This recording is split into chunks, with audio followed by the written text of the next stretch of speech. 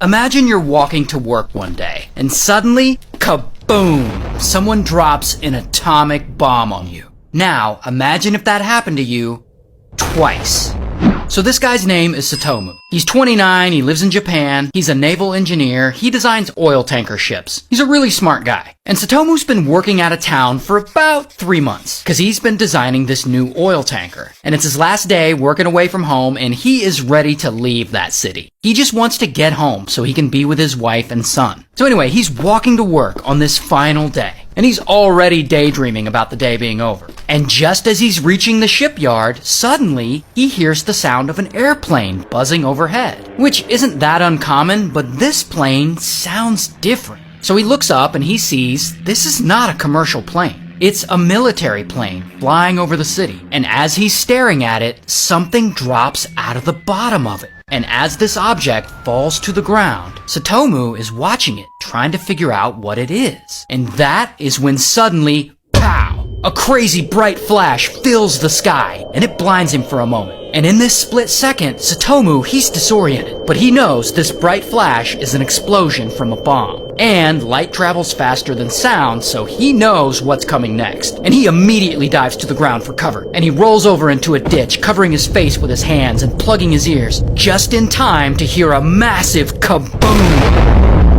And the force of this blast is so strong, it lifts him off the ground and flips him into the air, spinning him like a tornado. And then bam, he slams to the ground, and he is out. And when he regains consciousness, everything is dark, and his ears are ringing. And he immediately thinks, oh I'm dead. And it takes him a moment to realize he's not. He's alive. And he's lying in a potato patch. And he stands up and he can barely see through all the thick falling ash around him. But off in the distance, he sees there's a huge mushroom cloud of fire rising into the sky. Because Satomu is in Hiroshima when it was hit by the world's first atomic bomb attack. And so he looks at himself, and his face and his arms are all badly burned, and his eardrums are ruptured, and everything just hurts. So he stumbles through the falling ash with very little visibility, and he makes his way to what is left of the shipyard where he works. And there he finds two of his co-workers, and they're both also covered in ash, and they're both also badly burned. So the three of them look at each other and they're like, what do we do now? Now here's the thing. Japan is in the middle of World War II right now, and local governments and citizens, they had been constructing air raid shelters all around the country to protect people in the event of bombs being dropped. So the whole country has been prepared for war. So the three men, they look all around and they find one of these air raid shelters. And they go there. And they're inside the shelter and they're all huddled up with some other survivors. And it's there that they hear their first bit of promising news. Somehow, one of the local train stations is still operating. And the trains are still running. So the three guys crash in that shelter for the night. And the next morning, Satomu is like, hey, I need to get back home to my wife and kid. Now, unfortunately, his wife and kid are in another city, many hours away by train. So Satomu and his co-workers, they all three set out on foot, determined to make it to this train station. And they walk all through the city, or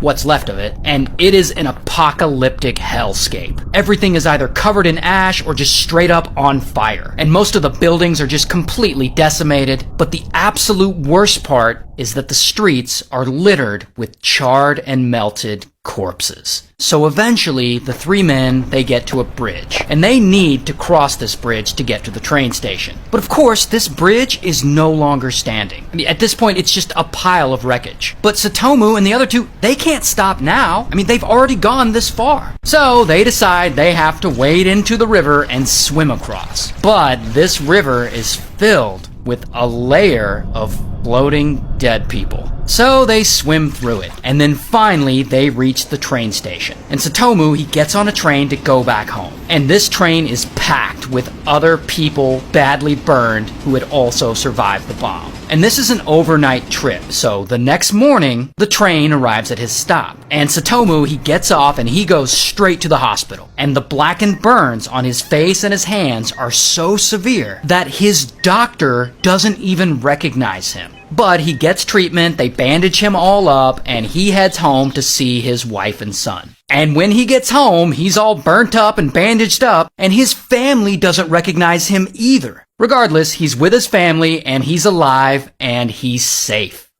Until the next morning, Satomu wakes up, and he's a man who is dedicated to his job. Because even though he's severely injured and mentally traumatized, he gets ready and he heads off to work at the home office in his city. And as soon as he gets to work and his boss sees him all bandaged up, his boss is like, "What the hell happened to you?" I mean, boss had kinda heard there was an attack on Hiroshima, but he doesn't believe Satomu would have survived that. So boss pulls him aside into a conference room, and he's like, "All right, buddy, tell me what the hell really happened." And Satomu, he starts telling the story, like, "Yeah, they dropped a bomb on me back in Hiroshima. It was crazy." And of course, boss is like, "What? There is no way one bomb could destroy an entire city." And, famous last words, because at that very moment, pow, a crazy bright flash fills the sky. The exact same flash Satomu saw before. And it blinds him for a moment. But he's been through this, and he knows what's coming this time. And he immediately dives directly to the floor. And then a massive kaboom!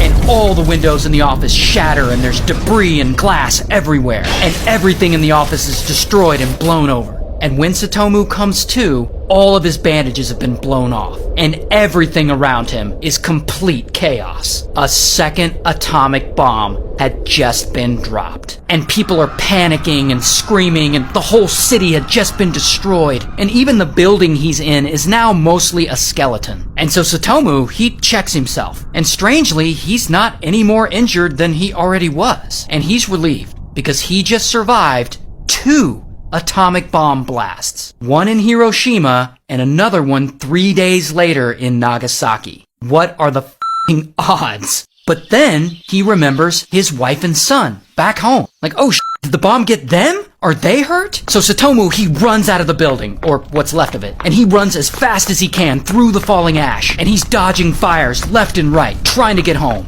And soon enough, he arrives there at his house. But unfortunately, his home is no longer home, because the whole thing has been reduced to just a pile of rubble. And he is devastated. How could this be? What the hell happened to his wife and kid? Alright, so here's what happened.